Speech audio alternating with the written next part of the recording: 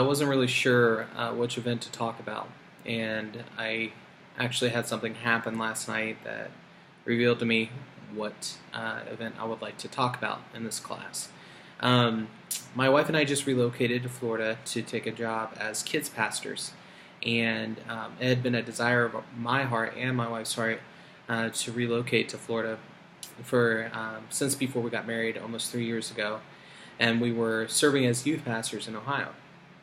Well, the opportunity finally presented itself, and all the pieces fit. So we moved here a few weeks ago, and I was totally just blown away by God's provisions and the way He opened the door, and so was my wife. And so we've really been celebrating over all this.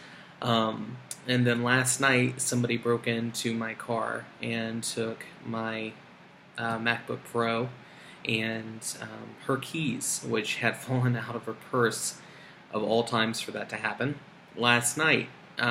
So today, instead of working on homework all day, I've been running around getting locks changed, new keys to the car, new computer, which is what I'm recording this on. And but honestly, aside from what happened being unfortunate, it has opened my eyes a lot to realize that the enemy can't take my joy. You know, he can take my laptop, keys, he can ruin my plans for the day, but he can't take my joy, because God is who gives us that joy. And in His presence is fullness of joy. And so today has really been an eye-opener that despite the unfortunate event last night, that God's joy is everlasting. It's how Auschwitz survivors still had joy despite what they went through and endured. And that if we keep our eyes on Christ and we keep our eyes on Jesus, even when the bumps come, and they will come, and things will happen, it's just stuff, and it's just things, and it can't affect our soul unless we allow it to.